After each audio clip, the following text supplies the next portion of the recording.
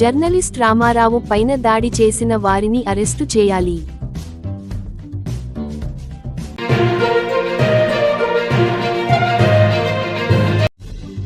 విద్యార్థి జీవితం మరుపురానిది, పాణ్యం ఎమ్మెల్యే గౌరు చరితా రెడ్డి.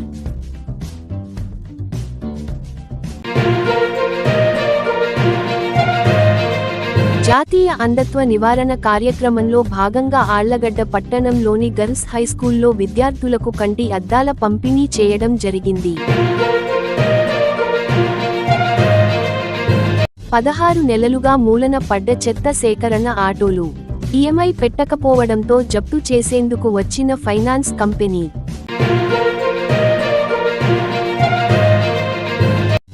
రాయలసీమ నీళ్లు వాడుకునేది ఎట్లా?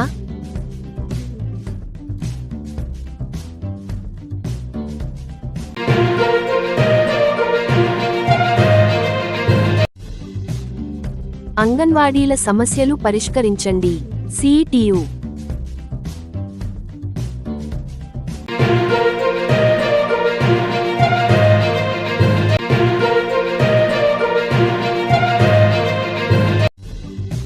నంద్యాల నా తమ్ముడు శిల్పా చక్రపాణి రెడ్డికి ఘాటైన warning MLA Bhuma Akhilapriya.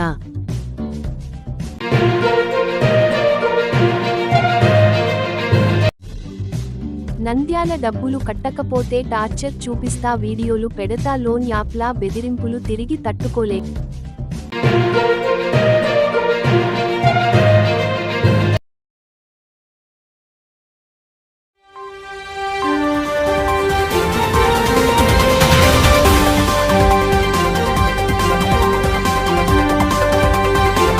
Journalist Ramarao పైన దాడి చేసిన వారిని అరెస్టు చేయాలి.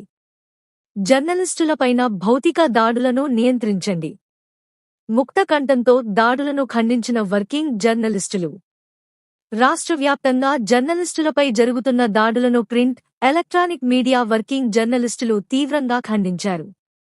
పార్వతీపురం మన్యం జిల్లా మక్కువ మండలం ప్రజాశక్తి విలేకరి రామారావు పైన జరిగిన దాడిని ఖండిస్తూ దాడికి పాల్పడ్డ వారిని అరెస్టు చేయాలని సోమవారం నంద్యాల జిల్లా కేంద్రంలో ప్రింట్, ఎలక్ట్రానిక్ మీడియాకు చెందిన వర్కింగ్ జర్నలిస్టులు, వీడియో జర్నలిస్టులు అడిషనల్ ఎస్పీ యుగంధర్ బాబుని కలిసి వినతి పత్రం సమర్పించారు.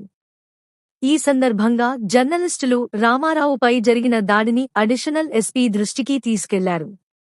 ఈ తరహా దాడులే నంద్యాల జిల్లాలో కూడా అక్కడక్కడ జరుగుతున్నాయని, దాడులను నియంత్రణకు చర్యలు తీసుకోవాలని జర్నలిస్టులు అడిషనల్ ఎస్పీని కోరారు. పార్వతీపురం మన్యం జిల్లాలో మక్కువ మండలం ప్రజాశక్తి విలేకరి రామారావు అక్కడ జరుగుతున్న సంఘటనలపైన, అవినీతి అక్రమాలపైన వార్తలు రాసినందుకు స్థానిక మండల టీడీపీ అధ్యక్షుడు వేణుగోపాల్ నాయుడు విలేకరిని పిలిపించి దాడి చేసి, మాపైన వార్తలు రాస్తే నిన్ను చంపుతామని బెదిరించారన్నారు.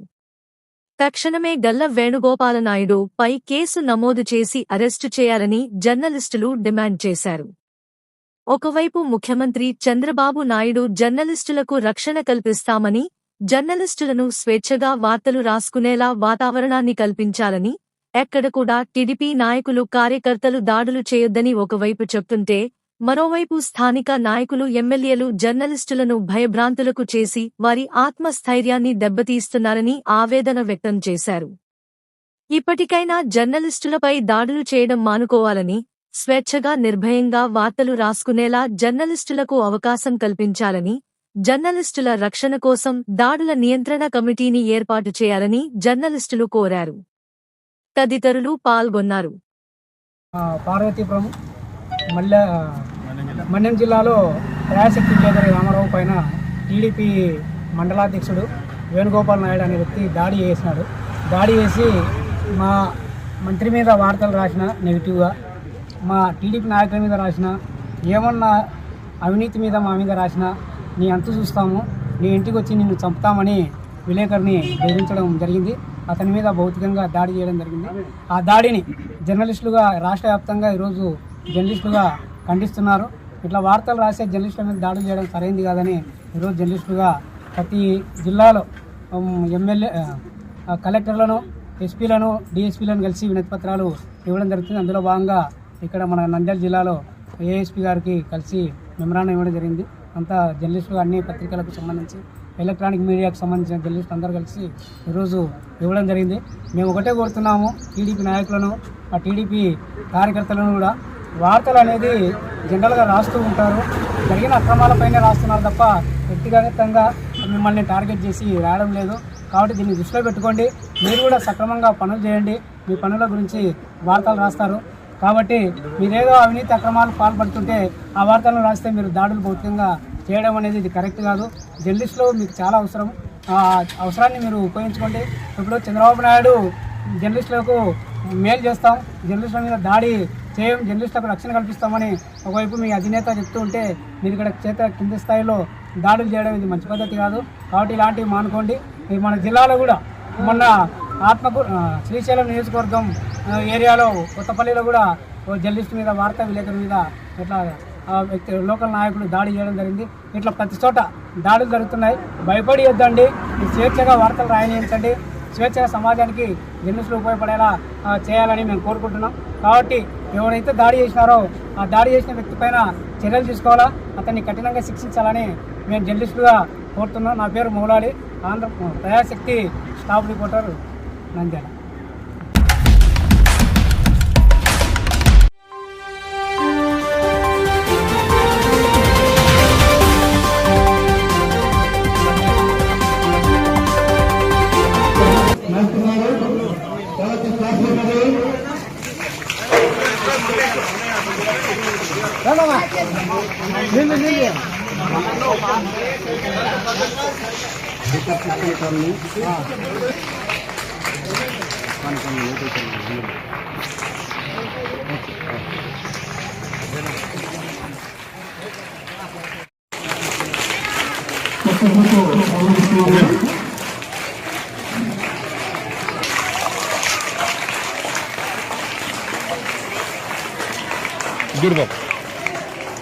అదేవిధంగా వచ్చి అవి తాగి పడేసిపోతే బట్టలు వల్ల నాకు పగలగొట్టి ఉదయం వచ్చినప్పటి నుంచి టీచర్స్ కు పిల్లలకి ఇదే పని అవుతా ఉంది. చాలా మనకి ఈ ఏరియాలో చాలా ఎక్కువగా ఉంది. హాస్పిటల్లో, స్కూల్స్లలో, పార్కులలో అన్ని ఇవే సమస్యలే ఉన్నాయి. కాబట్టి వీటిపైన కూడా ఎస్పీ గారి దృష్టికి కూడా తీసుకెళ్లడం జరిగింది. ఆ రోజు వచ్చిన రోజు మాత్రం అంతే, మళ్ళీ వాళ్ళు వెళ్ళిపోతే విధంగా. కాబట్టి అలా కాకుండా మీరు తప్పకుండా ఈ స్కూల్ కు కాంపౌండ్ వాసులు కూడా అవసరము, తప్పకుండా దాన్ని కూడా ప్రపోజల్స్ పెడతామని కూడా ఈ సందర్భంగా తెలియజేస్తా ఉన్నా. అంతేకాకుండా వాటర్ సమస్య ఉందని కూడా మా దృష్టికి తీసుకొని రావడం జరిగింది. బోర్ ఉంది కానీ సరిగా ఉపయోగంలో లేదని, వెంటనే నీటికి సంబంధించి వెంటనే చేయిస్తామని కూడా ఈ సందర్భంగా తెలియజేస్తూ మీ సమస్యలను అన్నింటినీ ఒకదాని తర్వాత ఒకటి తీరుస్తాము తప్పకుండా. కానీ మీకు విద్యార్థులకందరికి కూడా తెలియజేసేది ఒక్కటే, విద్యార్థి జీవితం మాత్రం మరుపురాంది. మీరంతా మొట్టమొదట చదువుపై దృష్టి కేంద్రీకరించాలా. ఎందుకంటే మీరు రేపొద్దున జీవితంలో స్థిరపడడానికి చదువే ఎక్కువ ఆధారం. చూడండి అమ్మా, తప్పకుండా మీరు ఏ రంగాన్ని అయితే ఎంచుకున్నారో ఆ రంగంలో మీరు బాగా రాణించాలంటే బాగా కష్టపడాలి. కష్టపడి చదివి మీరు అనుకున్న లక్ష్యాన్ని నెరవేర్చాలని, మీరు మంచిగా ఎదగాలని, మంచి పొజిషన్ లో ఉండాలని మనస్ఫూర్తిగా కోరుకుంటూ ఈ అవకాశం ఇచ్చిన మీకందరికీ నా హృదయపూర్వక ధన్యవాదాలు.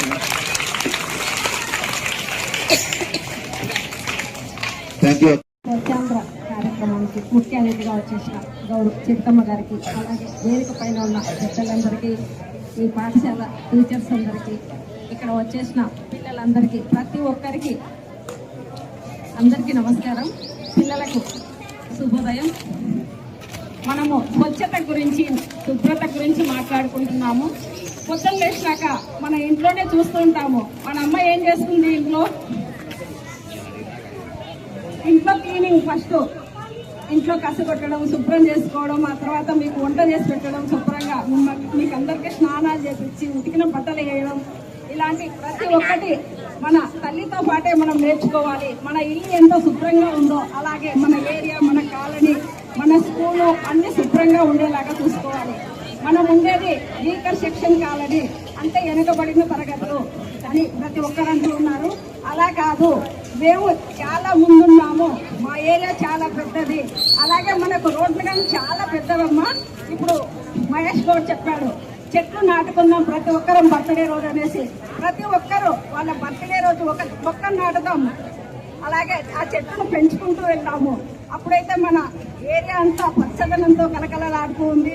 అలాగే ఎక్కడే కానీ ప్లాస్టిక్ కవర్లు ఎక్కడంటే అక్కడ వేయకుండా డస్ట్బిన్లో వేయాలని ప్రతి ఒక్కరిని కోరుకుంటున్నాను. నాకు ఈ అవకాశం ఇచ్చిన అందరికీ ధన్యవాదాలు తెలియజేస్తున్నాను.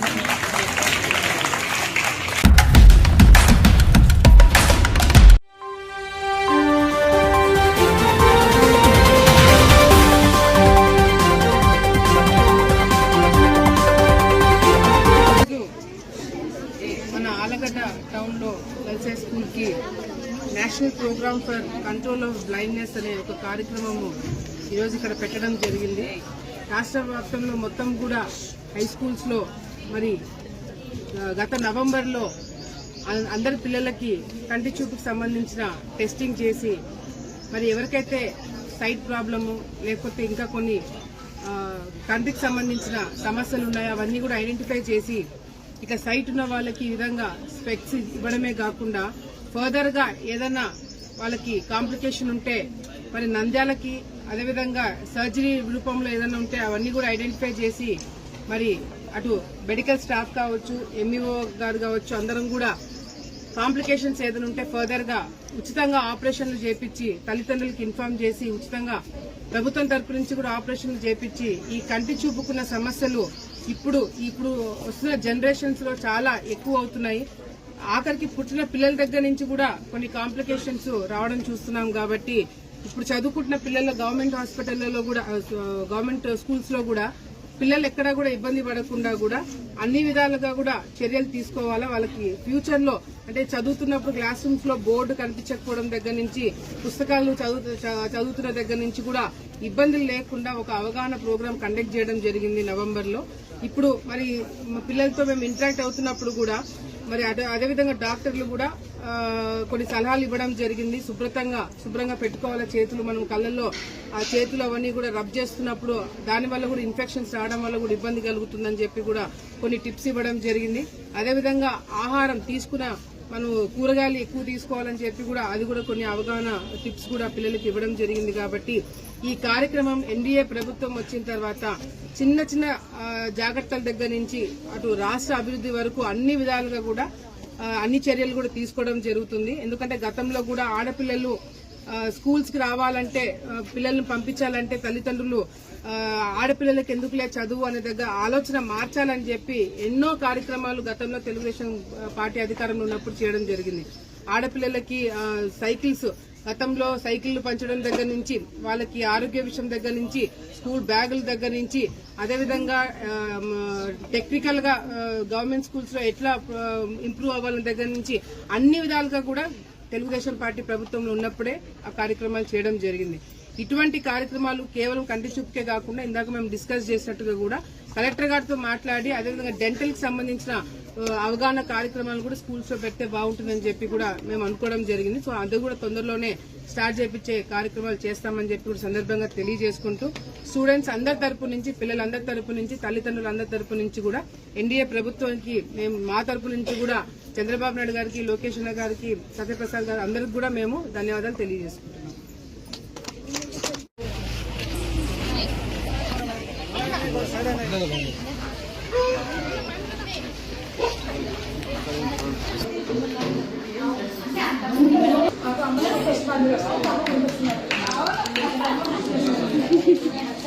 మేడం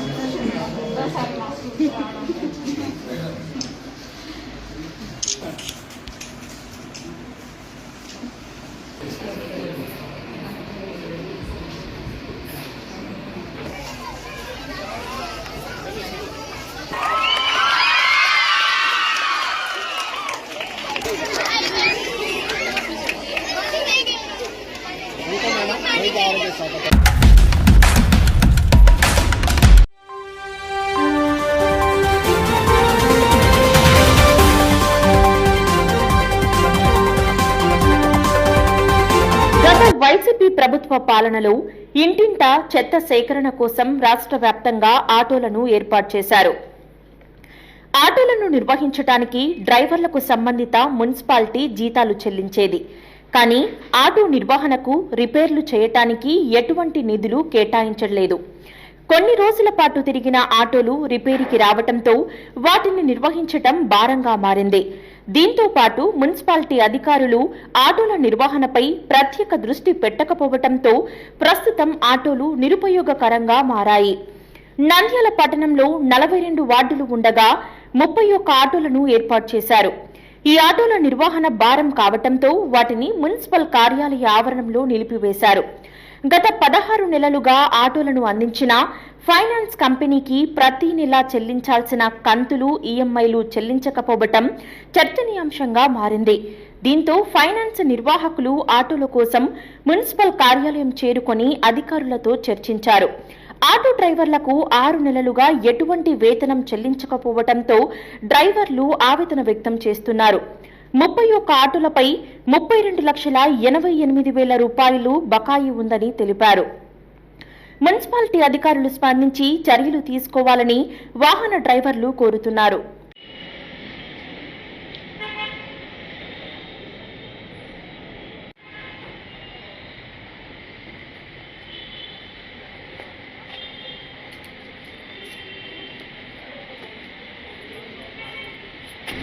మేము మున్సిపాలిటీ బండ్లకు డ్రైవర్లం, మాకు జీతాలు రావాలి. వీళ్ళు బండ్లలో పెట్రోల్ పిల్ల మెకానిక్ పని చెప్పకుండా బండ్లు పక్కా పెట్టినారు. ఇప్పుడు జీతాలు ఇస్తామని జీతాలు ఇవ్వకుండా బండ్లు తీసుకుపోతున్నారు. మా పరిస్థితి, మా జీతాలు ఎవరు ఇవ్వాలా? మాకు మేము ఎవరిని పోయి అడగాల? ఎన్ని నెలల నుంచి జీతాలు ఇవ్వాలా మీకు? ఇప్పటికైతే 16 నెలలు, 17 నెలలు రన్నింగ్. వర్క్ చేసింది 7 నెలల జీతాలు ఇవ్వాలా? వీళ్ళు మెకానిక్ పనులు చెప్పకుండా పెట్రోల్ పంపింగ్ నిలబెట్టి పక్కా పెట్టినారు. మేమేం డ్రైవర్లను చేస్తామన్నాం. ఏజెన్సీ వాళ్ళు డబ్బులు ఏంది మా తప్ప, మా జీతాలు లేదు, ఏం లేదు. ఎవరిని అడగాల? ఈ ఎండి చూస్తే ఎక్కడో ఉన్నాడు, అతను ఫోన్ ఎత్తాడు, రెస్పాన్స్ పోగలరు. వీళ్ళ కాడ వేడితే మీ ఎండి ఏజెన్సీని అడగండి అని వీళ్ళు అంటారు. పనేమో చేయాలంటారు. లెక్క ఎవరు ఇస్తారు? మా పెండింగ్ జీతాలు ఇవ్వాలి కదా. వెహికల్స్ తీసుకెళ్తాం, మా పెండింగ్ జీతాలు మాకు ఇవ్వాలా? శాలరీలు లేక వెహికల్స్ ప్రాబ్లం వల్ల ఈ మున్సిపాలిటీలను అడిగితే మేము పెట్రోల్ వేయం, మీకు మాకు ఎటువంటి సంబంధం లేదన్నారు. మళ్ళీ పని అయితే గంట కష్టం చేరి అది ఇది అని గంటకొకటి వచ్చి చెప్పడం అయితే పనులు అయితే చెప్తారు. కానీ శాలరీ అడిగితే మీకు మీ ఏజెన్సీని అడగండి, మాకైతే సంబంధం లేదంటారు. 16 నెలలు రావాలి జీతాలు. కనీసం పిఎఫ్ డబ్బులు తీసుకుందామని డిజిటల్ సైన్ లేను. కనీసం మా డబ్బులు మేము తీసుకునేకపోతే చాలా ఇబ్బంది పడుతున్నాం. ఇప్పుడు వాళ్ళు ఫైనాన్స్ వాళ్ళు వచ్చినారు సార్, బండ్లు తీసుకుపోతామని తీసుకుపోనికి వచ్చినారు. ఇంకా మేము ఏమో అని వచ్చినాం, డ్రైవర్లను తెలిసింటే వచ్చినాం. అంటే 31 బండి అయింది సార్. 31 బండి పక్కకి 31 పక్కకి.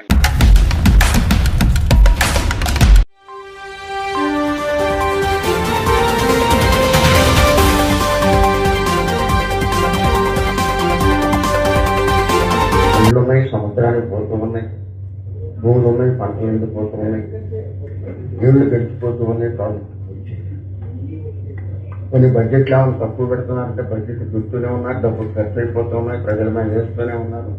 రాయలసీమ ప్రాజెక్టు సముద్రంగా పూర్తిగా ఇప్పుడు గోదావరి పంటచర్ల 40 ఏళ్ల పూర్ణ సుందరయ్య గారు ఏదో పుస్తకం రాస్తే కేంద్ర మంత్రి ఒక ఆయన గంగా గోదావరి గంగా కావేరి అనుసంధానం ప్రతిపాదన చేస్తున్నామని అంటే వెంకటే సుమరయ్య గారు రావచ్చు. గంగా నుంచి కావేరి వరకు ఏ ఒక్క ప్రాజెక్టులోనైనా ఆ నీళ్లు వాడుకోవడానికి ప్రాజెక్టు కట్టారా? మీరు ఏ ఒక్క నది మీదైనా పూర్తిగా కట్టారా? వాడుకుంటున్నారా? అది చేయకుండా మీరు ఏదో గంగా కావేరి అనుసంధానం జనం పుట్టోళ్ళు అనుకుంటున్నారా అని ఇప్పుడు కృష్ణానది మీద నీళ్లు వాడుకోవడానికి మనకు ప్రాజెక్టులు లేవు. ఎందుకని లేవంటున్నానంటే శ్రీశైలం ఉంది, నాగార్జున సాగర్ ఉంది, పులిచెంతలు వచ్చింది, ప్రకాశం బ్యారేజ్ ఉంది. కానీ రాయలసీమలకు కేటాయించిన నీళ్లు వెళ్ళడానికి మార్గం మీద గుర్తు లేదు. 450 రోజులు పడుతుందని చెబుతారు రామరెడ్డి గారు. వరదలు వచ్చేది 30 రోజులే. శ్రీశైలానికి కానీ నాగార్జున అదనపు జలాలు వచ్చేవి 30 రోజులే వరదలు. ఆ 30 రోజుల్లోనే కేటాయించిన నీళ్లన్నీ ఆ 4 ప్రాజెక్టులు నింపుకోవాలి. దానికి గొంతు లేకుండా పొట్ట నిండా నీళ్ళెట్టేస్తాయి. అందుకని ఆ 4 ప్రాజెక్టులు పూర్తి చేయాలి. సత్వరం దానికి నీళ్లు వెళ్ళేటువంటి మార్గాన్ని 30 రోజుల్లో వెళ్ళేటువంటి మార్గాన్ని కూడా ఇవ్వాలి. అది లేకుండా ప్రాజెక్టులు పూర్తి చేసుకుంటే మాత్రం నీళ్ళు.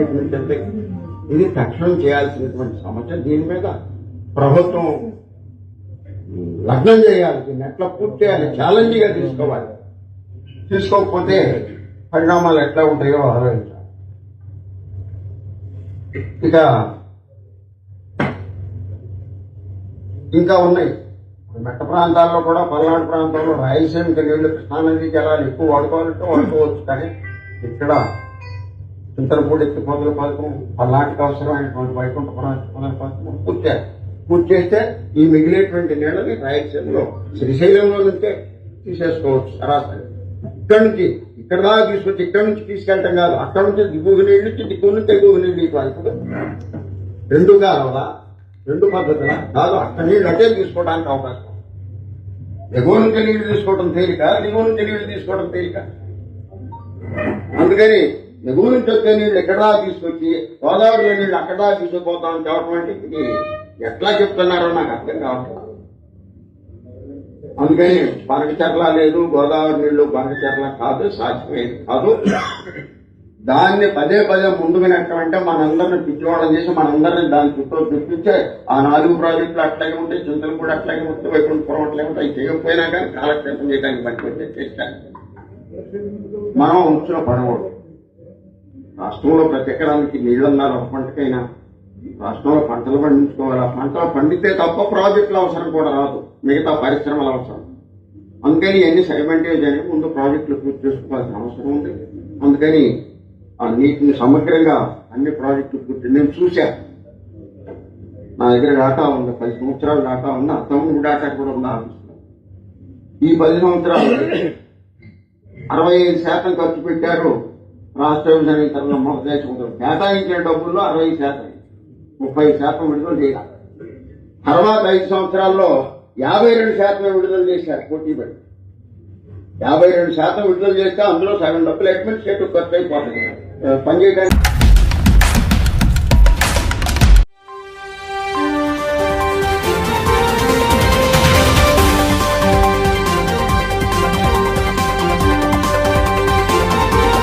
గత ప్రభుత్వ హయాంలో సమ్మెకాలంలో చేసుకున్న ఒప్పంద జీవోలను వెంటనే విడుదల చేసి అమలు చేయాలని, అంగన్వాడీలపై యాప్ల భారాన్ని తగ్గించాలని కోరుతూ నంద్యాల పట్టణంలోని సిఐటియు కార్యాలయం నుండి గవర్నమెంట్ ఆసుపత్రి మీదుగా సాయిబాబా నగర్ తహసీల్దార్ కార్యాలయం వరకు ర్యాలీ నిర్వహించి గంట పాటు ధర్నా చేయడం జరిగింది. అనంతరం సమస్యలతో కూడిన వినతి పత్రాన్ని తహసీల్దార్ ప్రియదర్శినికి ఇవ్వడం జరిగింది. ఈ కార్యక్రమానికి అర్బన్ ప్రాజెక్టు అధ్యక్షురాలు రవణమ్మ అధ్యక్షత వహించారు. అనంతరం వారు మాట్లాడుతూ అంగన్వాడీలకు కనీస వేతనం 26,000 ఇవ్వాలని, మినీ సెంటర్లను మెయిన్ సెంటర్లుగా మార్పు చేస్తూ జీవో విడుదల చేయాలని కోరారు. పెండింగ్ లో ఉన్న సెంటర్ అద్దెలు, టీఏ, కూరగాయల బిల్లులు చెల్లించాలని, ఉచితంగా గ్యాస్ సరఫరా చేయాలని డిమాండ్ చేశారు. మెనూ ఛార్జీలు పెంచాలని, ఐసీడీఎస్ బలోపేతానికి బడ్జెట్ లో నిధులు పెంచాలని, సమ్మెకాలంలో ఒప్పుకున్న జీవోలను వెంటనే విడుదల చేయాలని కోరారు. గతంలో టీడీపీ ప్రభుత్వ హయాంలో అంగన్వాడీ సమస్యలను పరిష్కరించాలని చెలో హైదరాబాద్ కార్యక్రమంలో గుర్రాలతో, నీటి ఫిరంగులతో దాడి చేసి ఇబ్బందులకు గురి చేసిన తరువాత అధికారం కోల్పోవడం జరిగిందని గుర్తు చేశారు. సమస్యల పరిష్కారానికి తెలుగుదేశం పార్టీ ఎమ్మెల్యేలు వెంటనే ముఖ్యమంత్రి చంద్రబాబుపై ఒత్తిడి తీసుకురావాలని, లేకుంటే రాబోయే కాలంలో టీడీపీకి మళ్లీ అదే గతి పడుతుందని హెచ్చరించారు. ఈ కార్యక్రమంలో సిఐటియు జిల్లా ప్రధాన కార్యదర్శి, సిఐటియు నాయకులు తోటమద్దులు, K Mohammed Ghouse, Laxman, P Venkatalingam, D Nirmala, union project కార్యదర్శి సునీత, నాగరాణిలతో పాటు నంద్యాల మండలం, గోస్పాడు మండలం, గడివేముల, పాణ్యం మండలాల అంగన్వాడీ వర్కర్లు 200 మందికి పైగా పాల్గొనడం జరిగింది. ఇవ్వడం అడుగుతున్నా కూడా సమ్మె చేస్తామంటే మేము ఆలోచిస్తాము, మీరు సమ్మెను విరమించుకోండి అనే చెప్తున్నారు. ఇంతవరకు ఎటువంటి జీవోలను ఇంకా మాకు ఇవి ఇవ్వలేదు. అందుకని ఈ రోజు ప్రతి నంద్యాల డిస్ట్రిక్ట్ మొత్తం 6 ప్రాజెక్టుల నుంచి ఈ రోజు ఏ ప్రాజెక్టు దగ్గర అక్కడ సమ్మె నిర్వహించడం జరుగుతుంది. మేము గత ప్రభుత్వంలో 42 రోజులు సమ్మె చేశాము. అప్పుడు వాళ్ళు ఇద్దరు వచ్చి హామీలు ఇచ్చారు.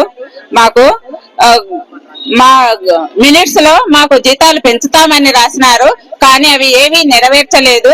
మాకు అన్ని హామీలు ఇచ్చారు, ఏ హామీ నెరవేర్చలేదు. కావున మేము మళ్ళీ ఈ రోజు సమ్మె చేస్తున్నాము. మేము ఖచ్చితంగా మీ కోరికలన్నీ నెరవేరుస్తాము, మీకు అన్ని మేము సక్రమంగా జీవోలు ఇస్తాము.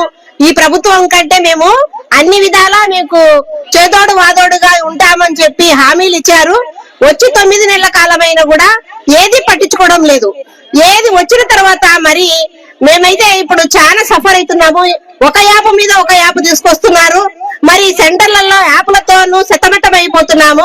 నెక్స్ట్ వచ్చేసి ఇప్పుడు గర్భవతులకు బాలింతలకు మాత్రమే మేము ఫేస్ యాప్ చేసే వాళ్ళము. కానీ ఇప్పుడు నెక్స్ట్ నెల నుంచి 6 నెలల నుంచి మా 3 సంవత్సరాల పిల్లలకు కూడా ఒక్కొక్క సెంటర్ లో 50 మంది 60 మంది ఉంటే ఫేస్ యాప్ చేయాలంటున్నారు. మాకైతే పని ఒత్తిడి ఎక్కువైంది తప్ప వేతనాలు పెంచడానికి ఏ ప్రభుత్వం ముందుకు రావడం లేదు.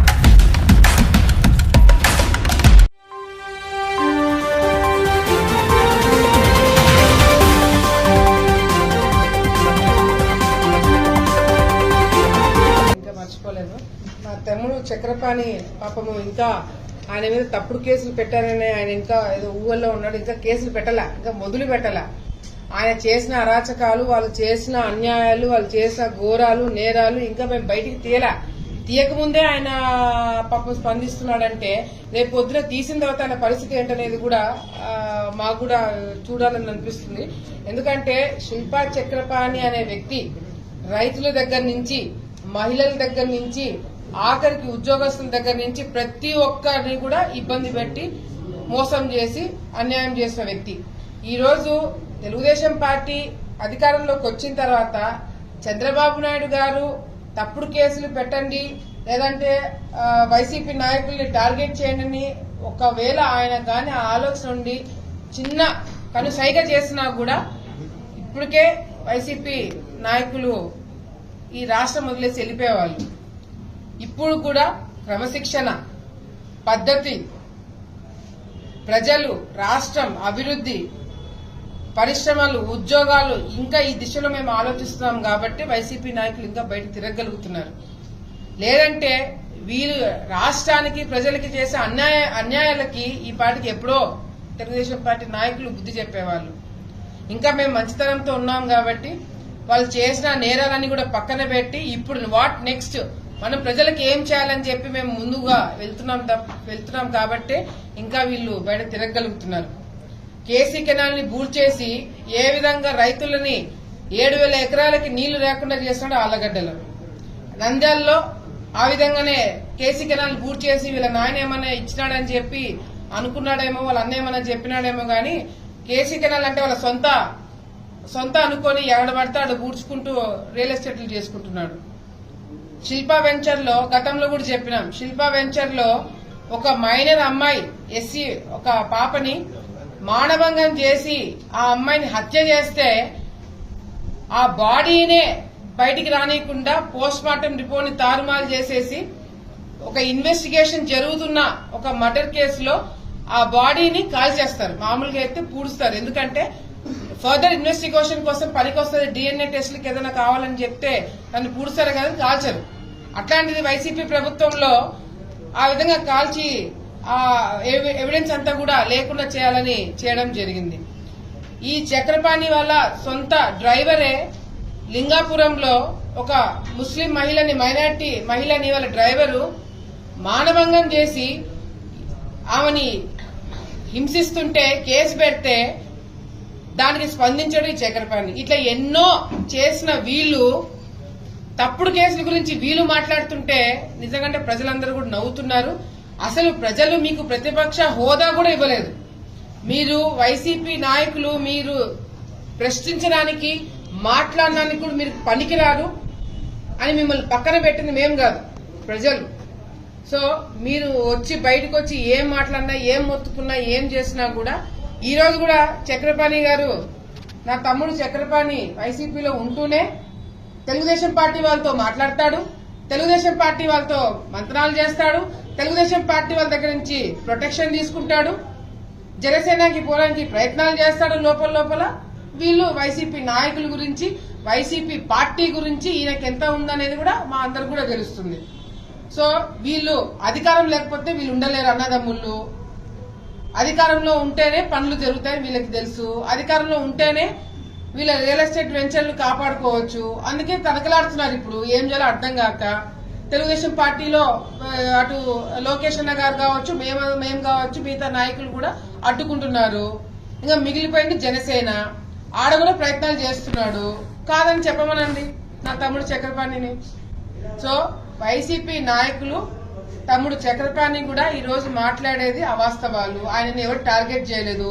నీకు అంతగా టార్గెట్ కావాలనుకుంటే మాత్రం మళ్ళీ గుర్తు చేయకండి అవన్నీ.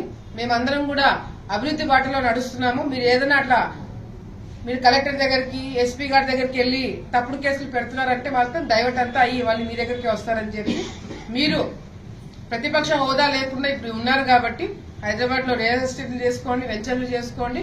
రాజకీయం గురించి మీరు మాట్లాడితే ఎవరు కూడా ఇక్కడ స్పందించరు. మిమ్మల్ని చూసి ఇంకా నవ్వుతారే తప్ప వేరేది ఉండదని చెప్పి కూడా తెలియజేసుకుంటున్నాం.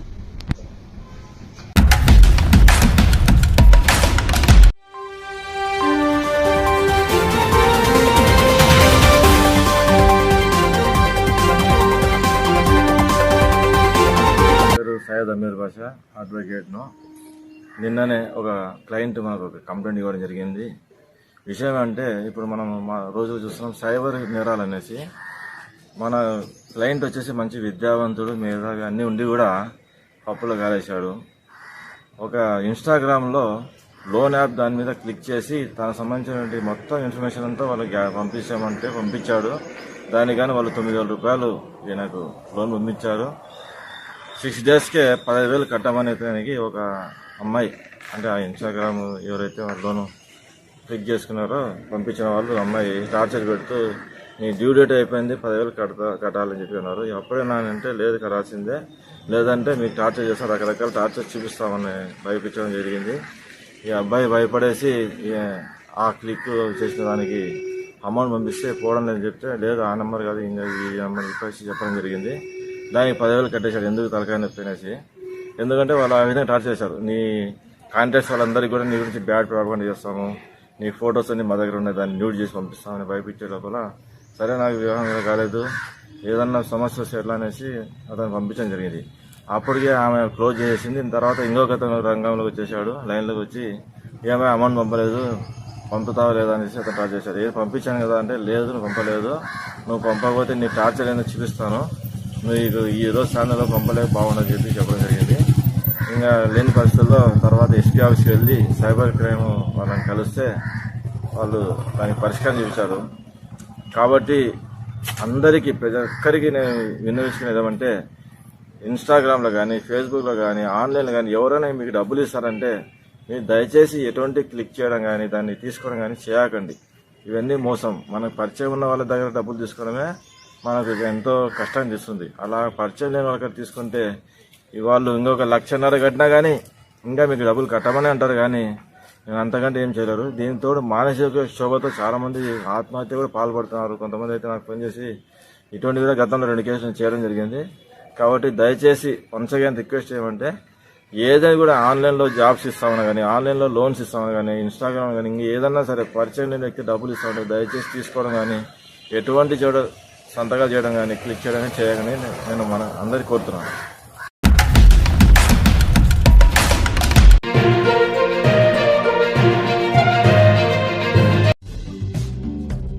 జర్నలిస్ట్ రామారావు పైన దాడి చేసిన వారిని అరెస్టు చేయాలి.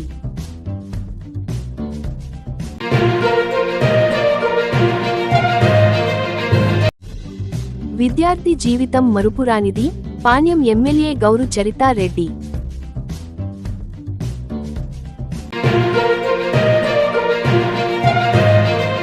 జాతీయ అంధత్వ నివారణ కార్యక్రమంలో భాగంగా ఆళ్లగడ్డ పట్టణంలోని గర్ల్స్ హైస్కూల్లో విద్యార్థులకు కంటి అద్దాల పంపిణీ చేయడం జరిగింది.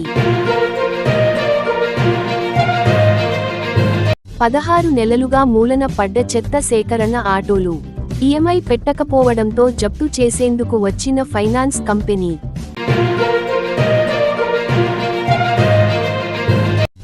రాయలసీమ నీళ్లు వాడుకునేది ఎట్లా?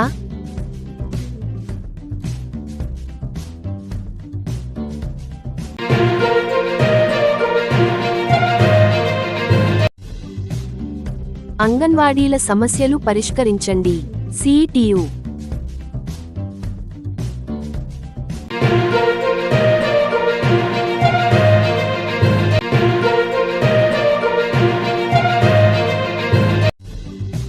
నంద్యాల నా తమ్ముడు శిల్పా చక్రపాణి రెడ్డికి ఘాటైన వార్నింగ్ ఎమ్మెల్యే భూమా అఖిలప్రియ.